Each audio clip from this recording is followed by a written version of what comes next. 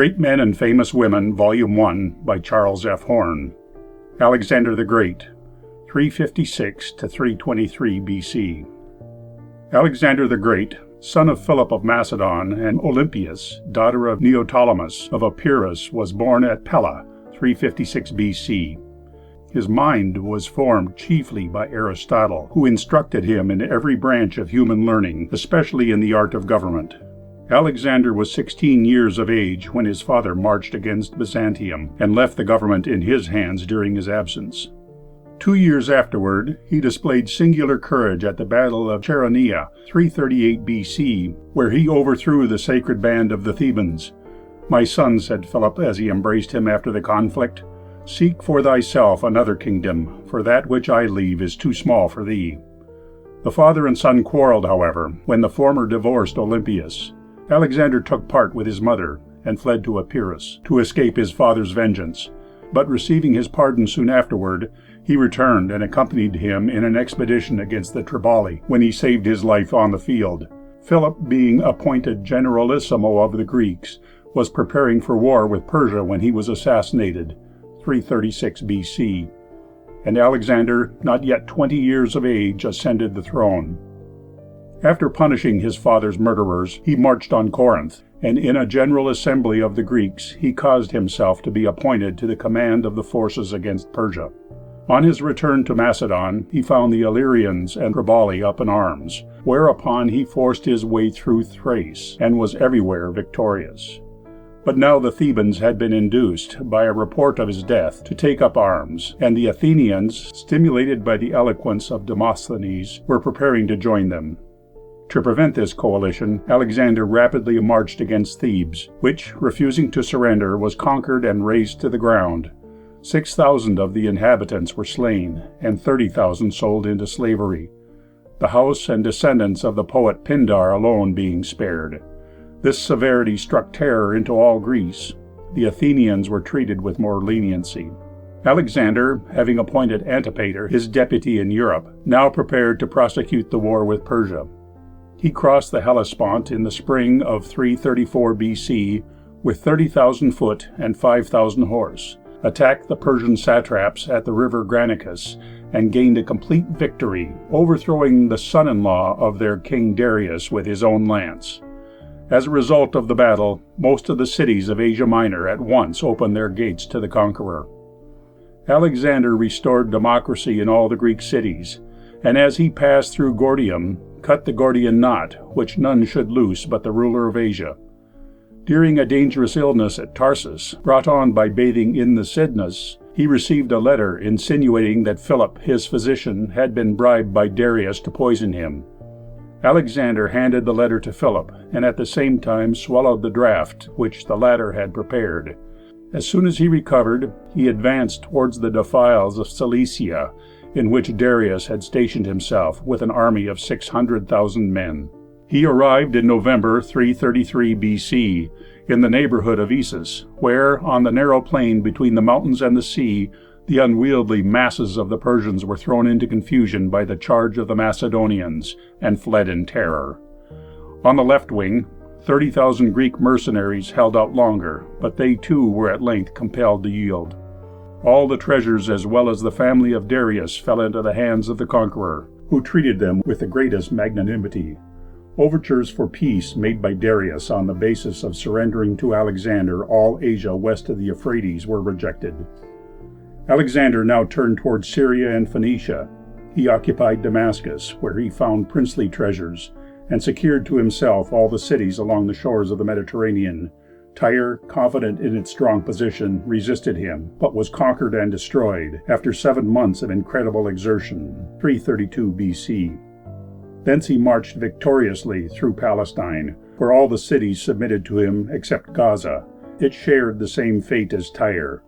Egypt, weary of the Persian yoke, welcomed him as a deliverer, and in order to strengthen his dominion here, he restored all the old customs and religious institutions of the country, and founded Alexandria in the beginning of 331 BC.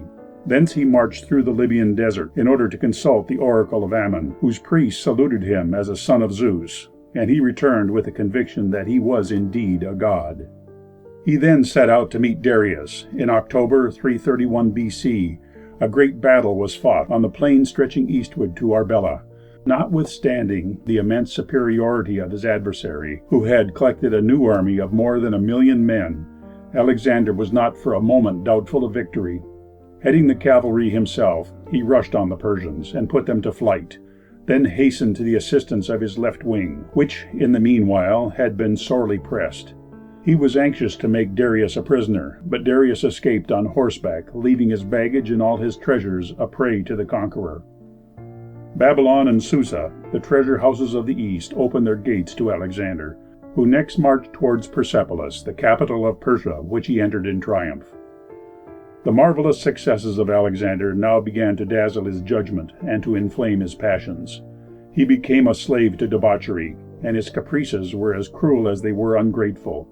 In a fit of drunkenness, and at the instigation of Thais, an Athenian courtesan, he set fire to Persepolis, the wonder of the world, and reduced it to a heap of ashes. Then, ashamed of the deed, he set out with his cavalry in pursuit of Darius. Learning that Bessus, the Bactrian satrap, held him a prisoner, he hastened his march, in hope of saving him, but he found him mortally wounded, 330 BC.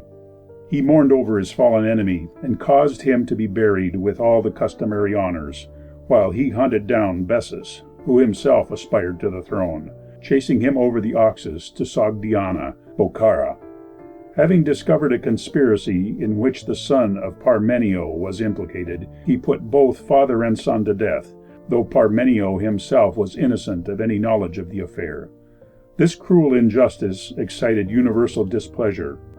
In 329, he penetrated to the farthest known limits of northern Asia and overthrew the Scythians on the banks of the Yazartes. In the following year, he subdued the whole of Sogdiana and married Roxana, whom he had taken prisoner. She was the daughter of Oxyartes, one of the enemy's captains, and was said to be the fairest of all virgins of Asia. The murder of his foster brother, Cletus, in a drunken brawl was followed in 327 BC by the discovery of a fresh conspiracy in which Callisthenes, a nephew of Aristotle, was falsely implicated. For challenging Alexander's divinity, he was cruelly tortured and hanged. In 327 BC, proceeding to the conquest of India, hitherto known only by name, Alexander crossed the Indus near to the modern Attock and pursued his way under the guidance of a native prince to the Hydaspes, Shellam. He there was opposed by Porus, another native prince, whom he overthrew after a bloody contest, and there he lost his charger, Bucephalus. Thence he marched as lord of the country through the Punjab, establishing Greek colonies. He then wished to advance to the Ganges, but the general murmuring of his troops obliged him, at the Hyphasis, modern Sutlej, to commence his retreat. On regaining the Hydaspes, he built a fleet and sent one division of his army in it down the river, while the other followed along the banks, fighting its way through successive Indian armies. At length, having reached the ocean, he ordered Nearchus, the commander of the fleet, to sail thence to the Persian Gulf, while he himself struck inland with one division of his army in order to return home through Gedrosia, Baluchistan. During his march, his forces suffered fearfully from want of food and water. Of all the troops which had set out with Alexander, little more than a fourth part arrived with him in Persia, 325 BC. At Susa, he married Statira, the daughter of Darius, and he bestowed presents on those Macedonians, some 10,000 in number, who had married Persian women, his design being to unite the two nations. He also distributed liberal rewards among his soldiers. Soon afterward, he was deprived by death of his favorite, Hephaestion. His grief was unbounded, and he interred the dead man with kingly honors. As he was returning from Ecbatana to Babylon, it is said that the Magi foretold that the latter city would prove fatal to him, but he despised their warnings. On the way, he was met by ambassadors from all parts of the world: Libya, Italy, Carthage, Greece, the Scythians, Celts, and Iberians. At Babylon, he was busy with gigantic plans for the future, both of conquest and civilization, when he was suddenly taken ill after a banquet and died 11 days later, 323 BC, in the 32nd year of his age, and the 13th of his reign. His body was deposited in a golden coffin at Alexandria by Ptolemaeus, and divine honors were paid to him, not only in Egypt, but in other countries. He had appointed no heir to his immense dominions, but to the question of his friends, who should inherit them, he replied, "The most worthy." After many disturbances, his generals recognized as kings the weak-minded Aridaeus, son of Philip by Philina the dancer, and Alexander's posthumous son by Roxana, Alexander Aegis, while they shared the provinces among themselves, assuming the title of satraps.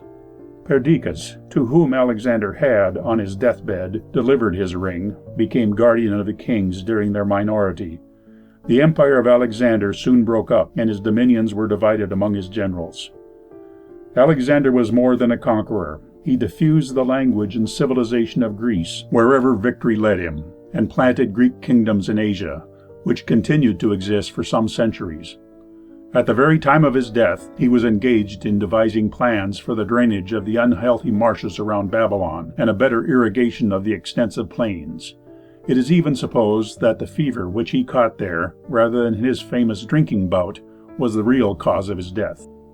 To Alexander, the ancient world owed a vast increase in its knowledge in geography, natural history, etc. He taught Europeans the road to India, and gave them the first glimpses of that magnificence and splendor which has dazzled and captivated their imagination for more than 2,000 years. See Freeman's Historical Essays, 2nd Series, 1873, and Mahaffy's Alexander's Empire, 1887. The wonderful element in the campaigns of Alexander, and his tragical death at the height of his power, threw a rare romantic interest around his figure. It is ever the fate of a great name to be enshrined in fable, and Alexander soon became the hero of romantic story, scarcely more wonderful than the actual, but growing from age to age with the mythopoeic spirit, which can work as freely in fact as fiction. The earliest form of the story which we know is the great romance connected with the name of Callisthenes, which, under the influence of the living popular tradition, arose in Egypt about 200 A.D., was carried through Latin translations to the west, through Armenian and Syriac versions to the east. It became widely popular during the Middle Ages, and was worked into poetic form by many writers in French and German. Alberich of Besançon wrote in the Middle High German an epic on the subject in the first half of the 12th century, which was the basis of the German Pfaff, Lamprecht's Alexanderbuch, also of the 12th century. The French poets Lambert Licourt and Alexandre de Bernay composed between 1180 and 1190 a romance of Alexander, the 12-syllable meter of which gave rise to the name Alexandrines. The German poem of Rudolf of Ems was based on the Latin epic of Walter of Chatillon around 1200, which became henceforward the prevailing form of the story. In contrast with it is the 13th century Old English epic of Alexander, in Volume 1 of Weber's Metrical Romances, 1810, based on the Callisthenes version. The story also appears in the East, worked up in conjunction with myths of other nationalities, especially the Persians. It appears in Firdousi, and, among later writers, in Nizami. From the Persians both the substance of the story and its form and poetical treatment have extended to Turks and other Mohammedans, who have interpreted Alexander as the Dusul Karnain, two-horned, of the Koran, and to the Hindus, which last had preserved no independent traditions of Alexander. End of Section 3.